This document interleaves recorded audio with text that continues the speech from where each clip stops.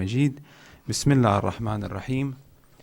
لقد كرمنا بني آدم وحملناه البر والبحر صدق الله العلي العظيم. صلوات على محمد وعلى محمد.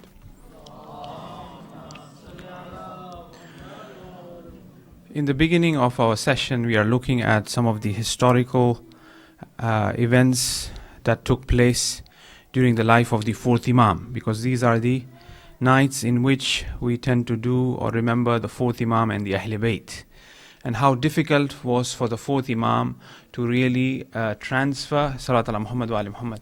The brother here, please, reading the Quran. Excuse me, Zohair, can you come here, please? Thank you. Thank you very much. Loud Salat ala Muhammad wa ali Muhammad. Allah. Another Salawat ala Muhammad wa ali Muhammad. Allah. Yes. It was so difficult. Like we said last night, there were only, according to the fourth Imam, 20 lovers of Ahl Bayt in Makkah and Medina. Okay. Makkah and Medina, as we know, these are the major cities in regards to Islam, in regards to loving Ahl Bayt. You know, imagine only 20, the fourth Imam is saying that they are in Makkah and Medina. Imagine other cities, right?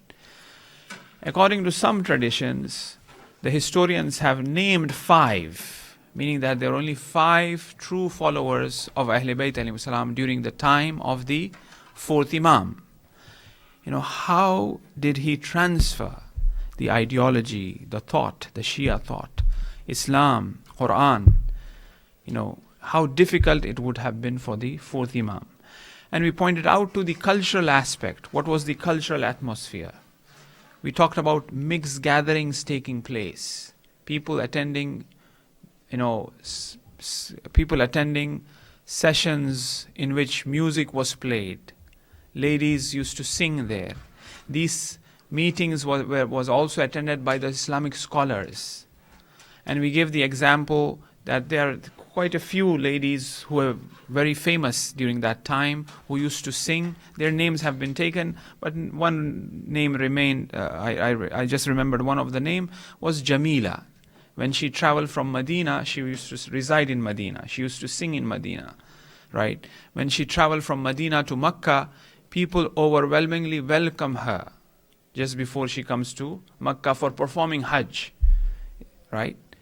I mean, we have to look, when we are discussing history, we have to look at ourselves as well. You know, we might be religious, we might go to ziyarat, we might go to Hajj, but at the same time, we might be doing certain things which are, like how she used to sing, which is haram, how she used to dance, for instance, right? How she used to entertain people, right? How the mixed gatherings used to take place, right? We might be religious, we might do Hajj every year and ziyarat and do charity, but at the same time we promote mixed gathering. He's the only son that I have, so I want to have a wedding with everybody there. There's no, separation of ladies and gents there, for instance, right? Or other stuff. So we have to be very careful and look ourselves in history where we fall. That's why Kullu arzin Karbala, kullu yawmin Ashura. Every day, every land is Karbala. Every day is Ashura. So where we fall? Are we going to fall on the side of Yazid? Are we going to fall on the side of Hussein? That's where we have to check. That's where we have to see ourselves, right? So here, this was the cultural aspect, the atmosphere that was there. Then we also pointed out to how cruel the governors of the time were. And there were 2 khilafat running at the same time. There was the khilafat of Abdullah ibn Zubayr, who was in Makkah, stationed himself in Makkah, had sort of his reign, Medina and Basra and, parts of Iraq as well. Then you have, obviously, Yazid, in Syria. They were fighting with each other, Then after Yazid, you had Muawiyah ibn Yazid, who for a few months, he was on the reign. He was the Khalifa for a few months. And then after that, it was Marwan ibn Hakam, who was there for 9 months. This is the Syrian, this is the Umayyad Khalifas. We are still not talking about Abdullah ibn Zubayr. He was still in power. Abdullah ibn Zubayr was in power from 61 Hijrah, which is the martyrdom of Imam Hussein alayhi salam, till 73. So he was there for a long period of time. So he saw Yazid going, he saw Muawiyah ibn Yazid going, he saw Marwan ibn Hakam going as well. Then we said this guy came, who was Abdul Malik ibn Marwan. He was very cruel. He ruled it with iron fist. And we told how he was before. He was a scholar. He was a very religious person. Sisters, no, I just want you to pay attention. So here he said that, he was a very cruel person. And as soon as he came, when he was in the Masjid al-Nabawi, he was reciting Quran. Come died and you are the Khalifa. He closed the Quran and he says, this is the day of departure from me and you. That's it. After being so pious, going to the Masjid al-Nabawi all the time, people used to see him. He was a ruhani, he was a scholar, he was a alim. And then as soon as the power comes, he says, that's it. And when he comes to power, he says, stop promoting taqwa, pointing out to these Friday sermons where the people invite to God-wariness and God consciousness. He says, stop that. And I'm going to rule you with an iron fist. And then he appointed Hajjaj bin Yusuf, as we said. And he was there from 65 to 86. 65 to 75, 75 to 85, 21 years. This cruel man was the Khalifa. He was the one who defeated Abdullah ibn Zubair in Mecca, where they torched the Kaaba. Where they entered Medina. All of these things took place during his time. And all of his governors were very cruel. Hajjaj is one of the example. Did few things. I apologize for the brothers who were here yesterday, so it was a repetition for them, but for the youngsters here. So after that, we said we'll talk about how was the situation of the academia. How there was a person whose name was Zuhri. Zuhri was also known as a great scholar, very pious person, always in the masjid of the Prophet. To the extent that once he told off a person, and as he told him off, this person died. I don't know what happened. He died anyways, but the reason given is that because he told that person off, maybe for some ahkam or whatever, that person with the effect that he died. Now Zuhri finds out that this is what happened. He leaves masjid and he goes into the jungle, into the desert, living there. He said, I don't want to meet anyone. I just want to be away because of me a person have given a life. Because I told him off and I'm responsible of that. So passing through the desert, he saw Zuhri there. And he told Zuhri, why are you doing this to yourself? Why don't you pay the blood money and then you come back and start your life? This is the ahkam. If something happens, if somebody kills you, pay the... Then Zuhri said, oh, I never thought of that. What a great idea. So he pays the blood money off and then he comes back to Medina. However, what a change. He was appointed by the Khalifa as one of the scholars of the cabinet. So he moved to Syria. And when he was there, then the fabrication of hadith started, right? And for example, some of the historical fabrication that have been recorded. The wife of the Prophet said, Prophet, I was sitting with the Prophet, I saw the uncle of the Prophet Abbas, and I saw Ali coming to the room, and the Prophet told me that these two men will die outside Islam. Zuhri in Bani Umayyah cabinet, Zuhri a scholar, a spiritual man who is so concerned about his iman. This is the hadith comes from him. Zuhri says that Ali ibn al-Hussein is very good friend of Marwan ibn Hakam. Even those who are,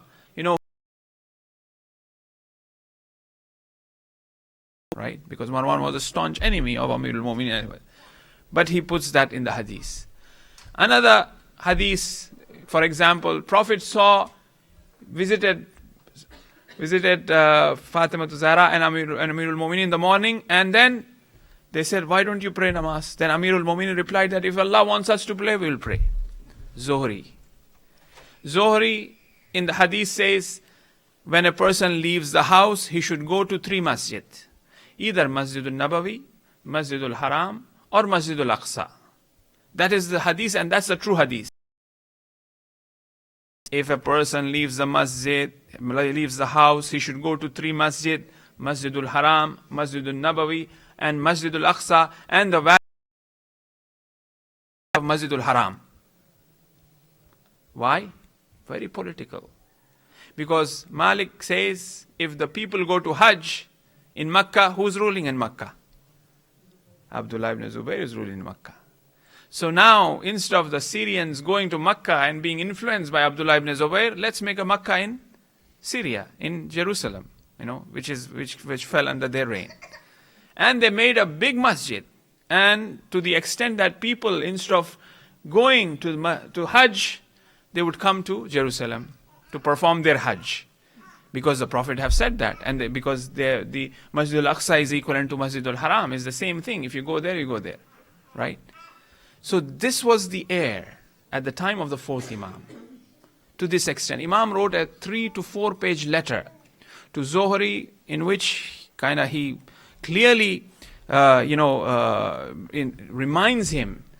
He says, you are a scholar, what you're doing, and you're trying to give the dress of haqq to batil, and you don't fear Allah subhanahu wa ta'ala, and so on and so forth. It's a very well recorded letter. I have the reference of it, but because of time we are not discussing it. But Imam clearly said that what you're doing is not right.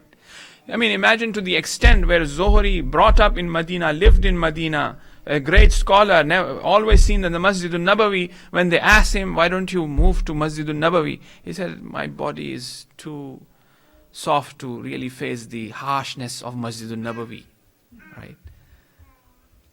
So this was the time of the 4th Imam. He has to face the cultural, moral, ethical problems of the Muslims at that time, when Makkah and Medina is a place of merrymaking, of ghina and dancing and music. Imagine what will be the condition of Misr, what will be the condition of Syria and other places.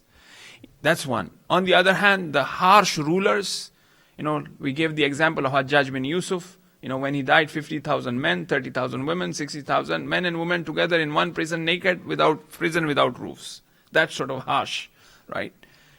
And there are other than this, there's a number of incidents pointing out to the harshness of how cruel these people were. We are talking about ISIS here. This is ISIS. These are the children of Abu Sufyan and Hajjaj bin Yusuf and all of the Bani Umayyah. This is how they were. The man should not go outside. His head should fall inside. His body should come out. That's what Hajjaj said when he wanted to take allegiance, right? In Masjid al-Kufa. This is how they were. Right? We have seen this over and over again. We are the target of this.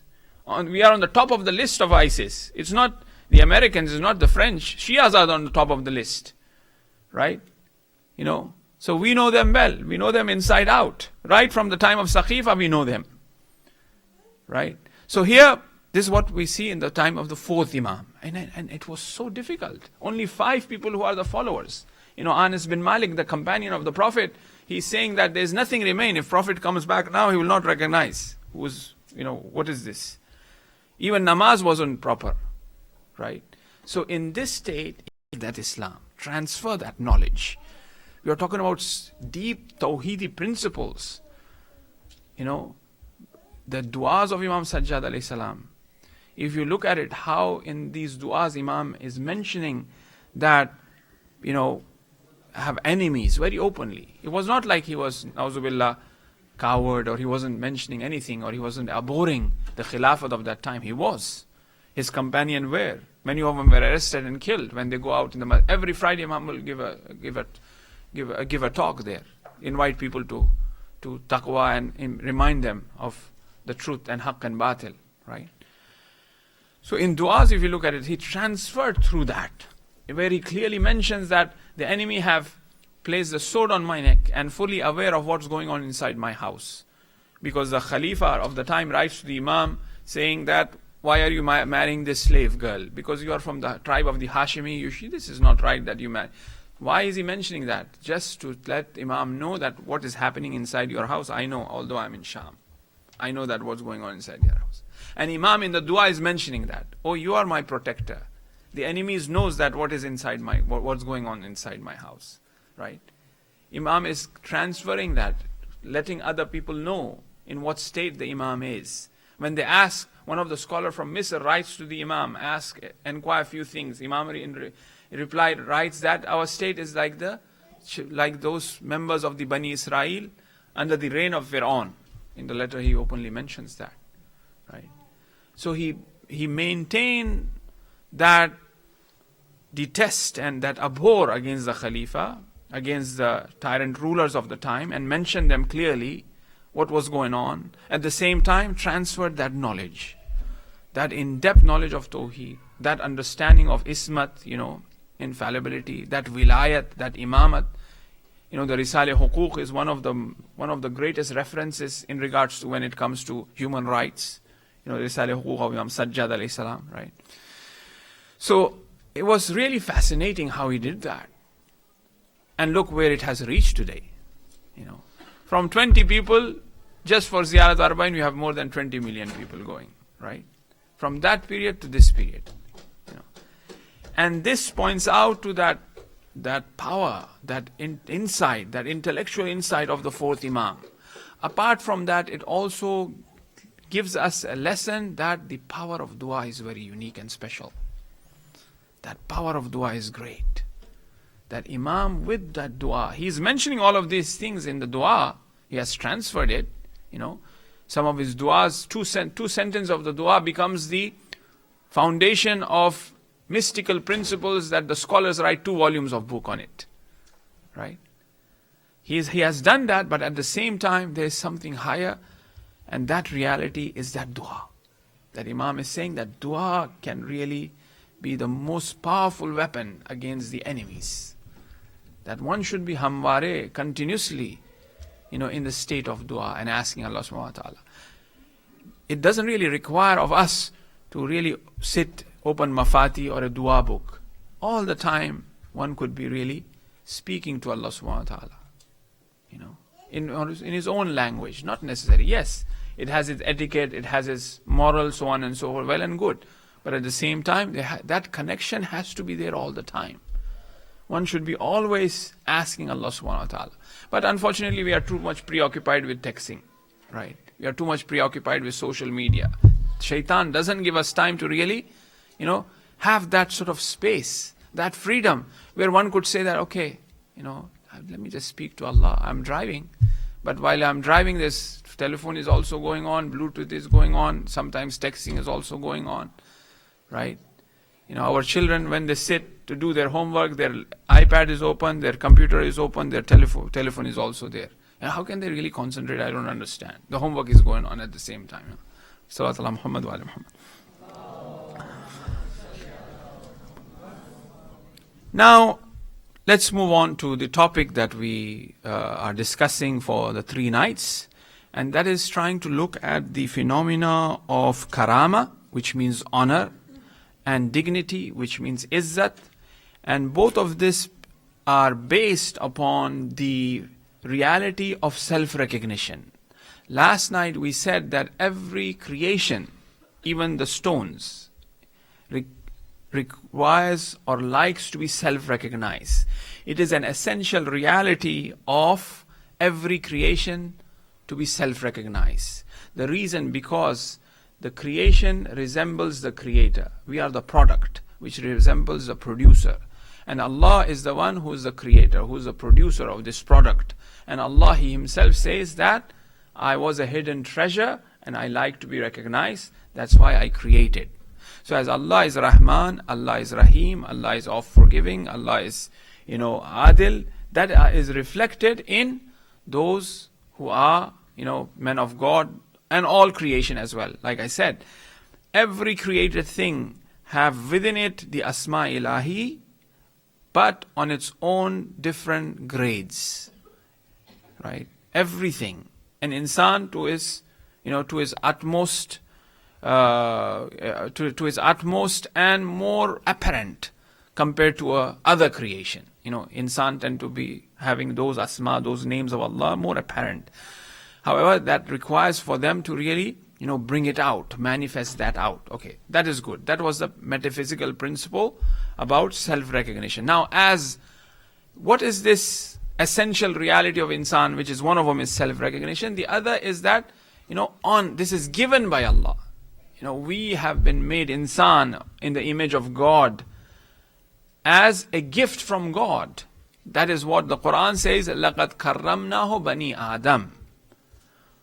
Allah have given the honor to the children of Adam.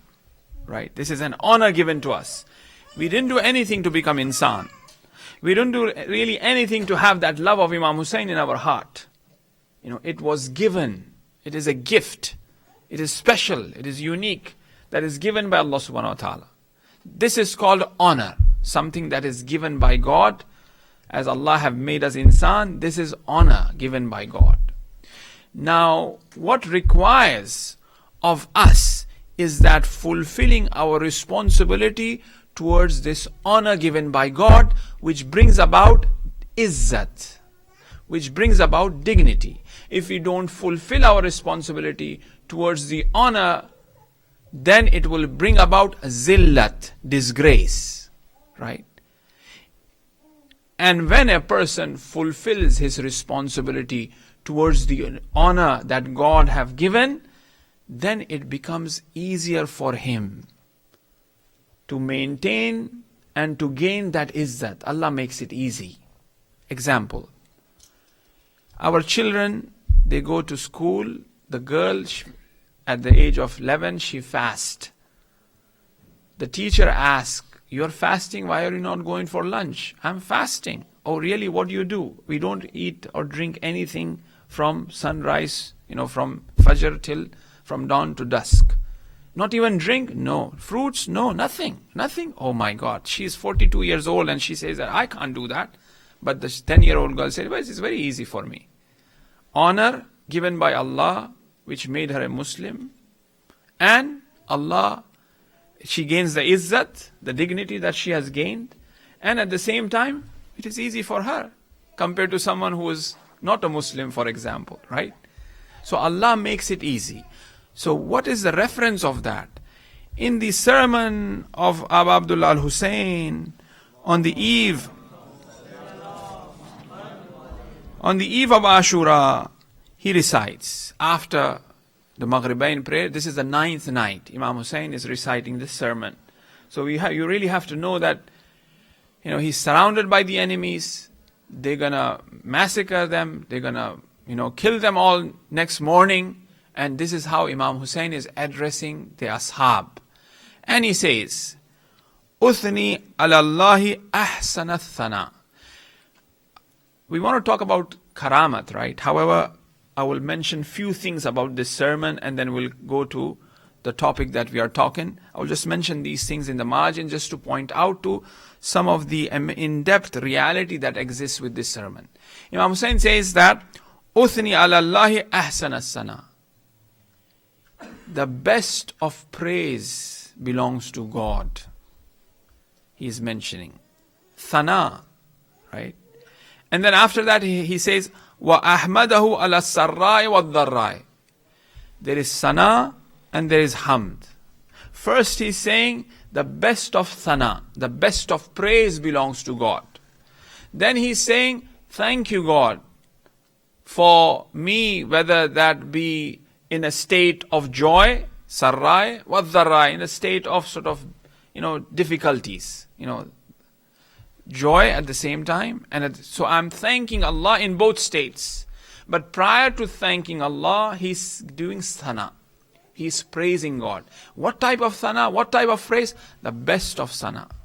Only Imam Hussein, when something good happens to us, that is the only time we praise. If our father buys us an Xbox game, that is the time, very happy and praising God, thank you very much, right?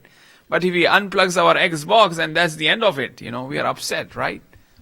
We only praise God when we are in good state. Forget thanking. We have to first is praising, right? Imam Hussein is really praising Allah in the first place. So thana, praising, is a higher state than even thanking. Shukr is a higher state than thanking. Doing shukr is higher than thanking God. However, we get stuck with the translation. Shukr is different and thanking, hamd is different. So here, anyways, thana, Imam Hussein alayhi salam is saying the best of thana. Thana is on a higher level. When a person is focusing upon higher realities, higher divine realities, he will thank. He will praise. But if he is focusing on lower realities, which is in relation to the dunya, that is hamd. That is why he is saying, ala sarrai wa dharrai. Hamd, I am thanking upon things that happen to me as I'm in a state of joy, or, I'm in difficulties or trouble. Difficulties and trouble is of this dunya, belongs to this world. The difficulties and trouble in the realm of malakut, there's no such thing as that. Or in barzakh, there's no such thing as that. So he is saying from the dunyavi point of view. Obviously, we don't want to get into discussion of ukhravi point of view and all that, right? That is why when you recite the dua in Rajab, you say, protect me from jamia sharr ad-dunya wa sharr al-akhirah. We don't say jamia sharr al-akhirah. But when we say about the dunya, we say jamia sharr ad-dunya or jamia sharr jamia sharr ad-dunya, we say. Salat ala Muhammad wa ali Muhammad. Let's go back. He says, thana is on a higher level. Hamd is on the, more of a horizontal plane. Sana is a vertical, on a malakuti level. So when Imam is mentioning praise, it is he's focused towards that level of malakut. Whatsoever is happening for him, is praise to God. That's what he's trying to point out. Because it's one reality for him. For the awliya, it's only one reality. And that is the reality, nothing but God. Just an example for you. How they look at things. On the level of Jabarut, which is known as the level of Asma Ilahi, the names of God. Mumit, which means the one who takes life. On the level of Malakut, when that Mumit comes or descends, it becomes Malakul Maut. On the level of the Dunya, it becomes Maut, but it's one reality and that is Mumit and nothing else. But there are grades of it. When it is on that high reality, that is the name of God. When it comes on a lower level, on the level of Malakut, Malaika, which are also nothing but the manifestation of that divine higher reality, that sort of, constricts and becomes Malakul Maut. And on the level of dunya, it becomes maut. That is why the Imam Sajjad alayhi salam in one of the du'as mentioned that what is maut? He says maut is nothing but the mukashafa of the death angel. Death angel is right here, but we are not seeing it. When we see it, we die. That's what it means. You see, that's what death is. Death is nothing but the mukashafa. It's unveiling of the truth of Malakul Maut. Right? So that means a person, when he sees Mumit, he dies, which is the name of Allah, one reality. So Sana, when Imam Hussein is saying, praising Allah subhanahu wa ta'ala, is on all that level. Whether shimmer is in front of him, or he will be killed, he will be butchered, is Sana, is ma ra'aytu illa jamila. Is Jamil, is beautiful.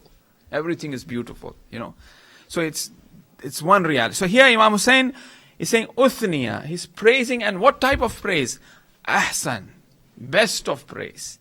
And then hamd, he's giving hamd. He's thanking Allah subhanahu wa ta'ala, on sarrai wa zarrai. And this is where I want to talk about karama, honor. Here says, Allahumma inni ahmaduka ala an akramtana bin nabuwa. Akramtana bin nabuwa. Oh Allah, I thank you because you have akramtana. لَقَدْ كَرَّمْنَاهُ بَنِي آدَمَ Karama. Oh Allah, akramtana bin nabuwa. You have honored us with nabuwat. We are honored by nabuwat. Now there is a responsibility of ours towards nabuwat.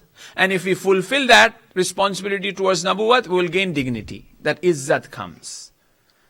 Right? So Imam Hussein alayhi salam in the plain of Karbala is saying that you have honored us with that nabuwat. I have a responsibility towards this nabuwat.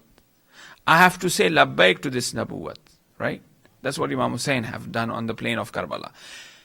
On a lower level, obviously we said on a higher level, and we gave the example last night of Habib ibn Mazahir and how Imam Hussein was honored, right, from that childhood and before, right?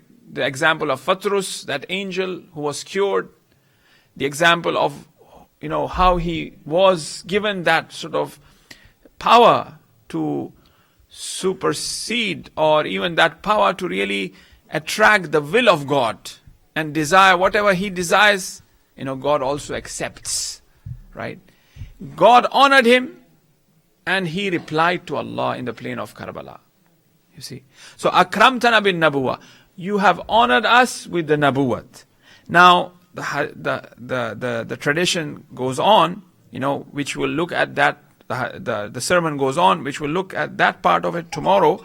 Now, I will go to this part. Now he says, Akramtana bin Nabuwa wa allamtana al-Quran wa waffaqtana fi ad-din wa ja'alta lana asma'an wa absaran wa af'idatan faja'alna min ash-shakirin wa amma ba'd. And then he praises and then he says amma ba'd later on. I will translate that tomorrow, inshallah.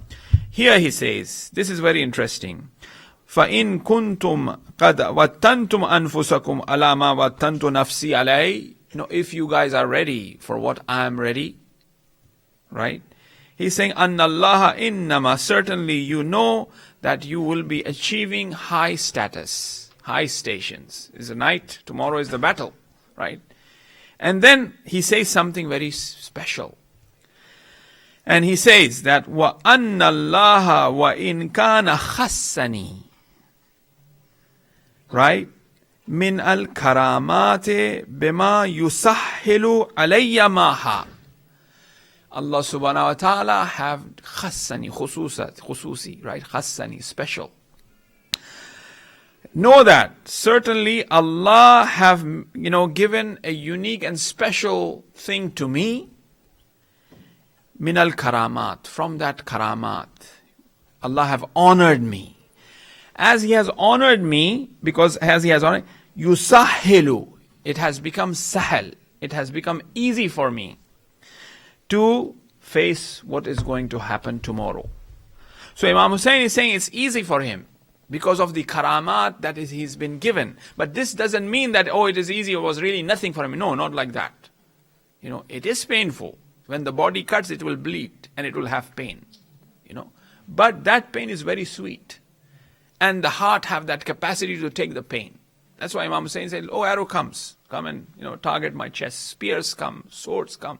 Cut me into pieces. I'm ready. Right? It gives pain. Zohair says, if we kill 70 times, burned, our ashes thrown around the world, but still we are here for you, O Hussein. Right? It is painful. But there is something special. That karamat given to them, that becomes easy for them. Right?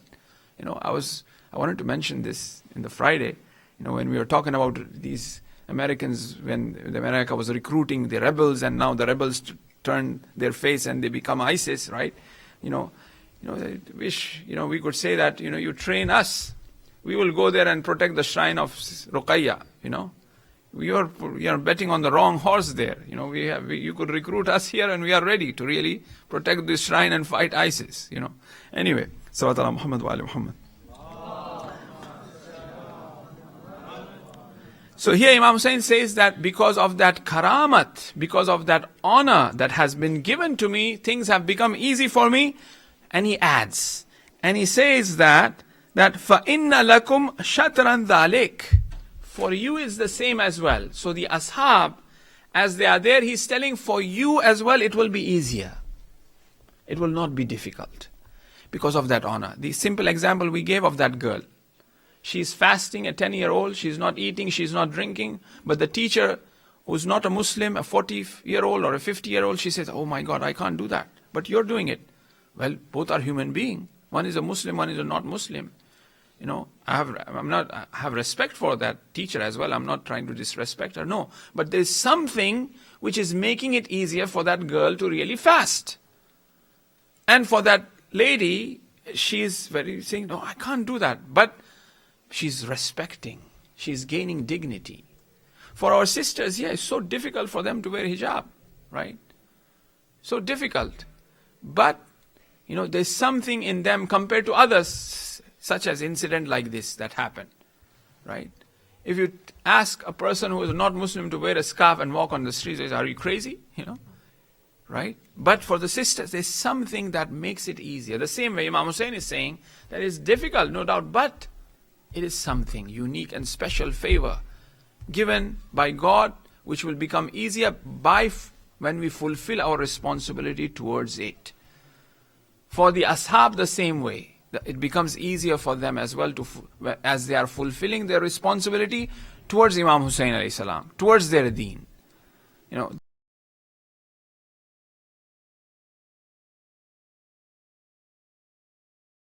Tomorrow, we'll translate that tomorrow, inshallah. Salawat ala Muhammad wa ali Muhammad. One example in regards to that pain, one might say that, it was easier for Imam Hussein or Ashab. No, it wasn't. There's a hadith which comes from Imam Muhammad Baqir alayhi salam. He's mentioning Rasulullah in that, and this is in the fazilat of the ashab of Imam Hussein. I will not read the whole hadith, but I will just point out to one part that the Prophet have mentioned. He mentioned about Karbala. This is what will happen. There is Jamaat. There will be people gathered there in the land of Karbala, and the companions of Hussein will be there, and a battle will take place. And he says, the iron will have no effect on their body. Their bodies will be cut, but the iron will have no effect on them. The same way he recites the verse of the Quran, where the fire becomes garden, becomes cool for Ibrahim. Right? This is how the ashab were. This is how it has become easier for them. An example that we could relate. I gave this example earlier, if you remember or not. There's an amal which Ayatollah Hasan Zadeh Amali Hafazullah mentions there's a book called Hezaro Yek Kalame. 1001 kalamat. This is like a kashkol. It's like everything in it. Du'as and some of his mukashafat, some of those spiritual realities that he has seen. In that he mentions in the very beginning of the book, there's an amal which is called Amal Bismillah Rahman Rahim Bil Quran. You do Amal of Bismillah Rahman Rahim for hajat, for any hajat, and you recite Bismillah Rahman Rahim.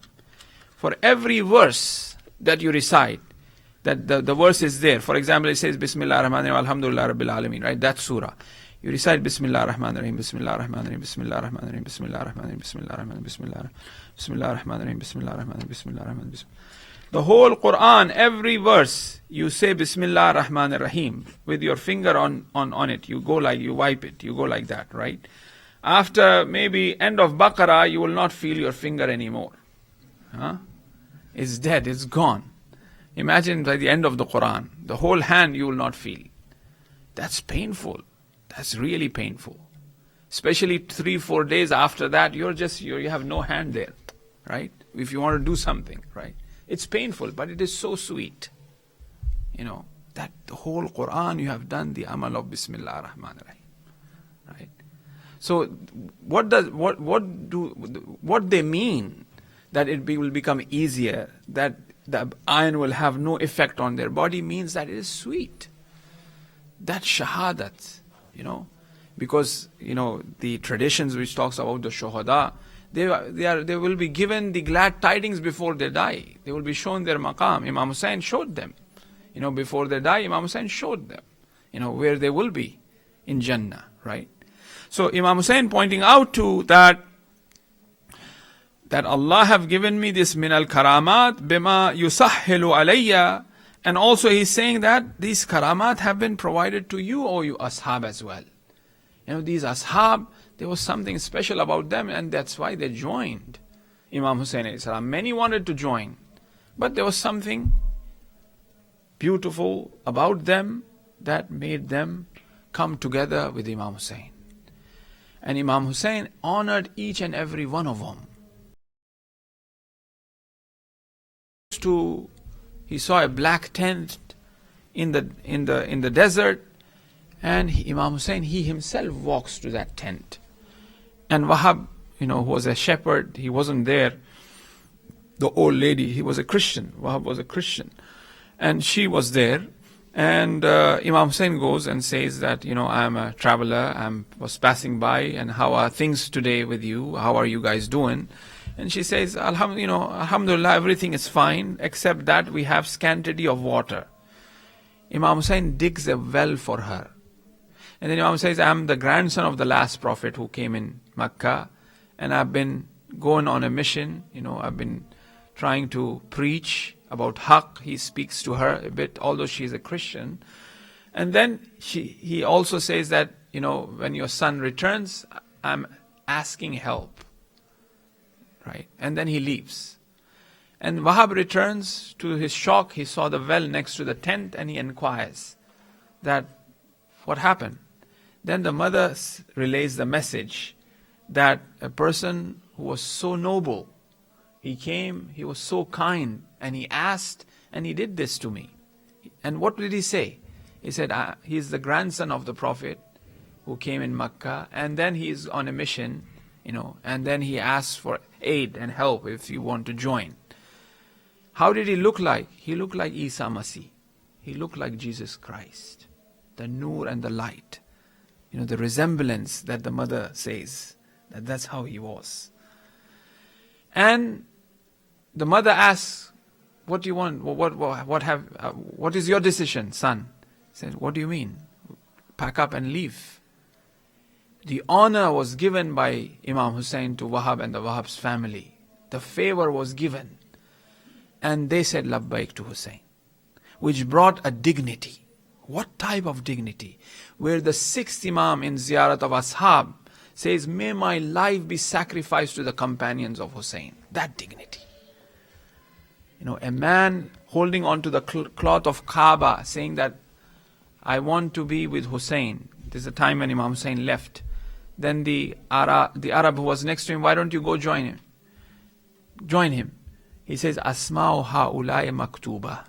The names of the Ashab is already written. It's very special, right? So that is why one always have to continuously ask Allah subhanahu wa ta'ala for the tawfiq.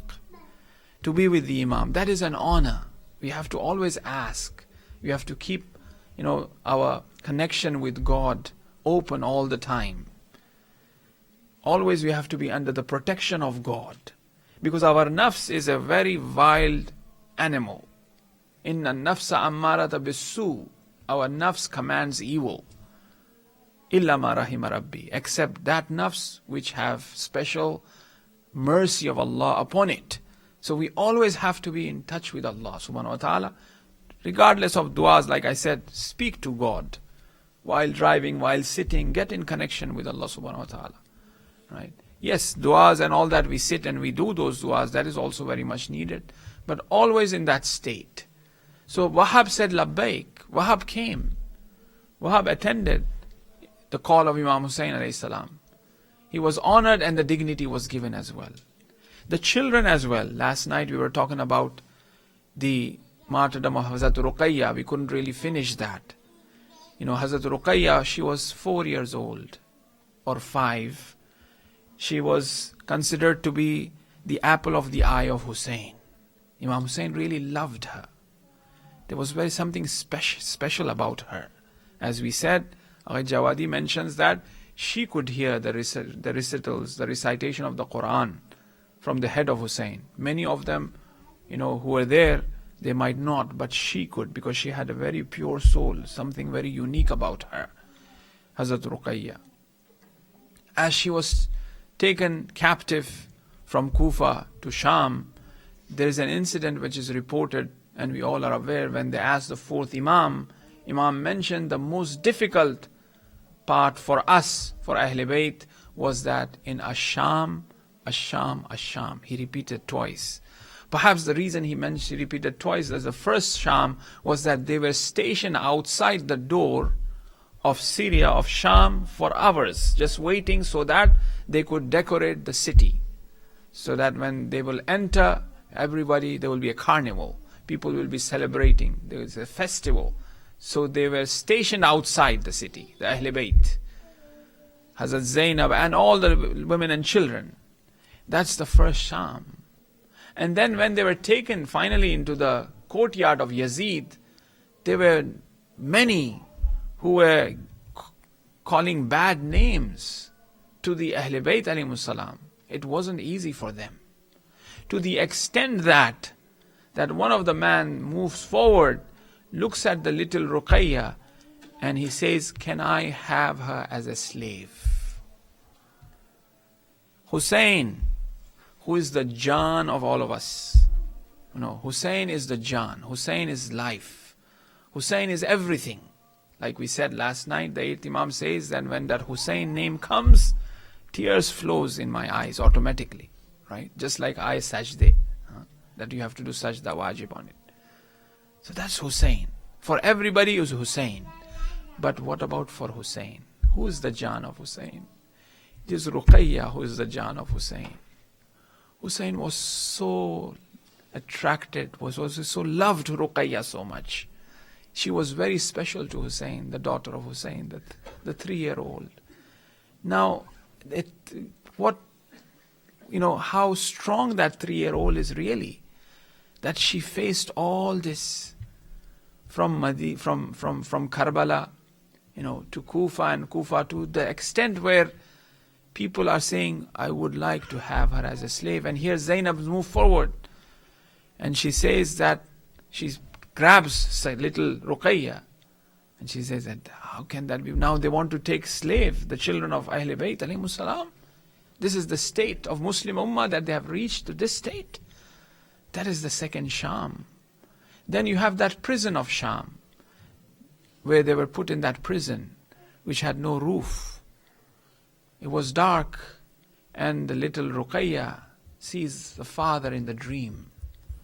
As she is little and she wakes up, and she started to cry, remembering her father.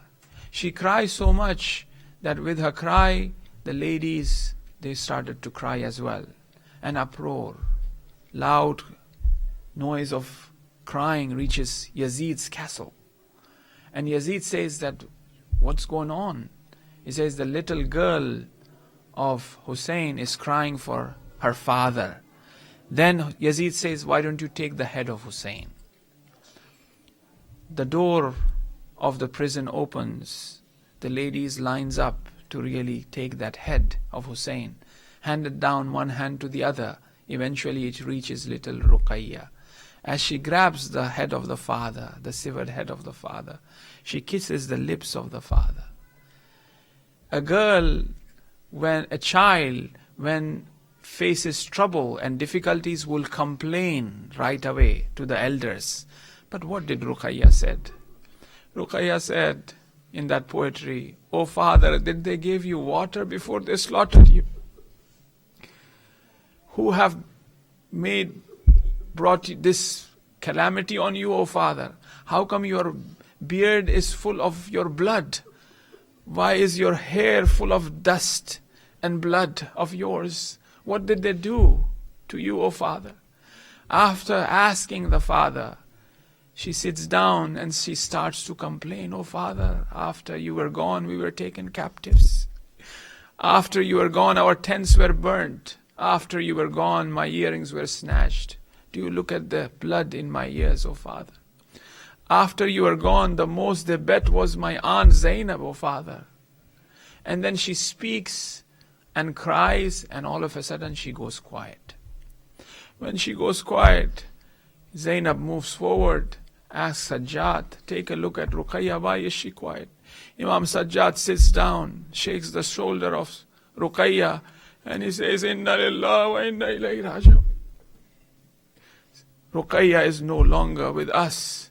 And in that very prison, a small grave is dig open, and in that chain, a little body of 4-year-old girl is buried.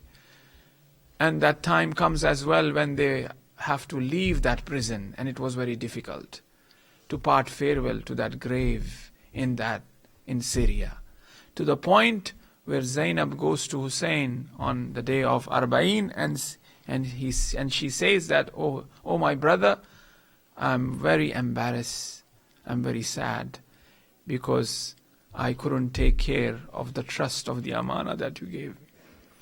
We have buried her all alone. She is her grave in Syria, in Sham. Allah la'natullah ala qawm az-zalimin. Sayalamu alladhina zalamu ayyu munqalibin yanqalibun. Inna lillah wa inna ilayhi raji'un. Ya Hussein, Ya Hussein, Ya Hussein, Ya Hussein.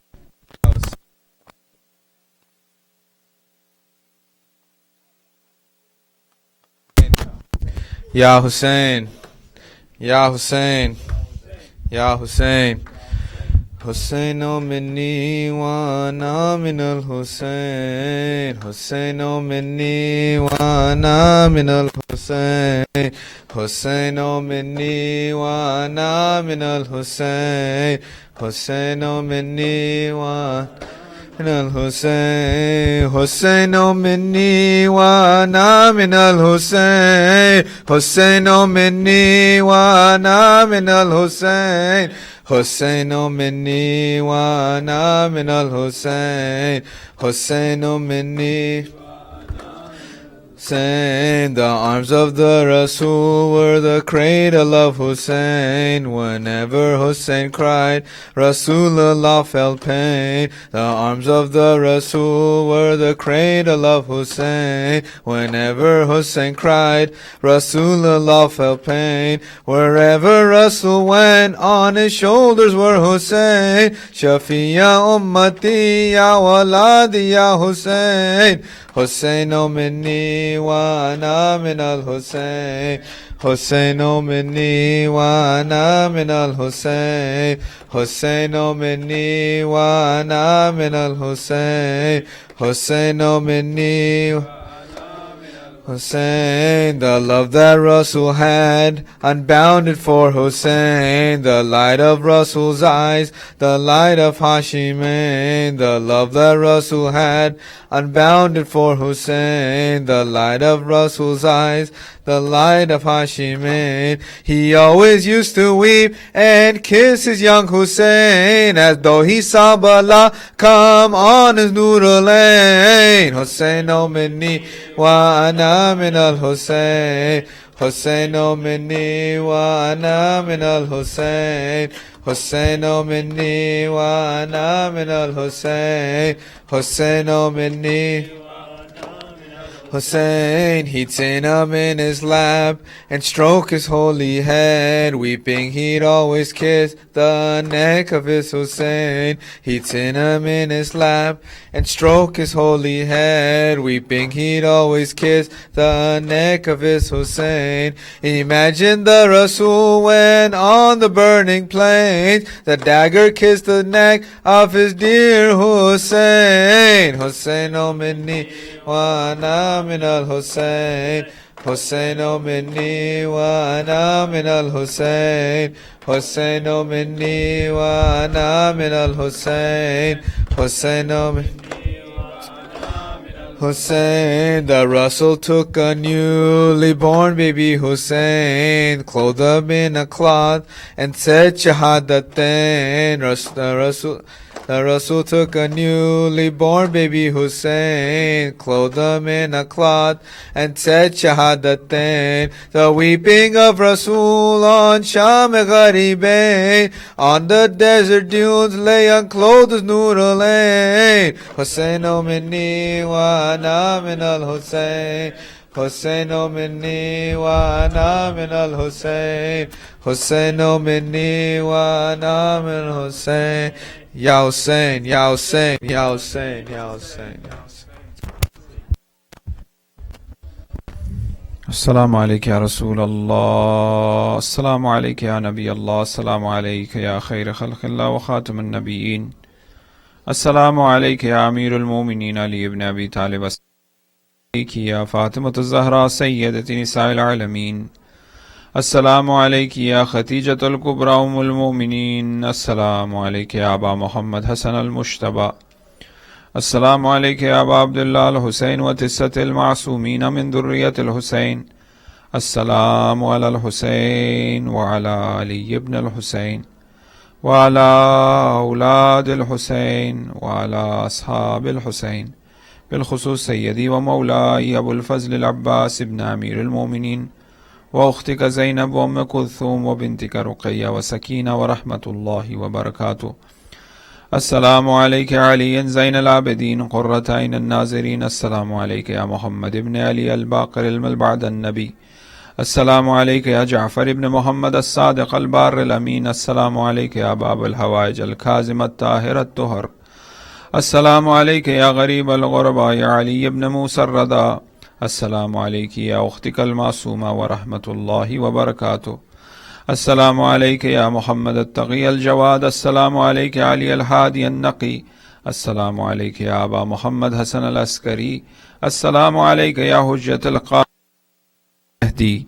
عجل الله لك فرج وجعلنا من هانئك وأنصارك والمستشهدين بين يديك ورحمة الله وبركاته. رحم الله من قرأ الفاتحة لأرواح المؤمنين والمؤمنات, especially the marhumin of the brothers and sisters who are present here with the loud salawat ala Muhammad wa ali Muhammad.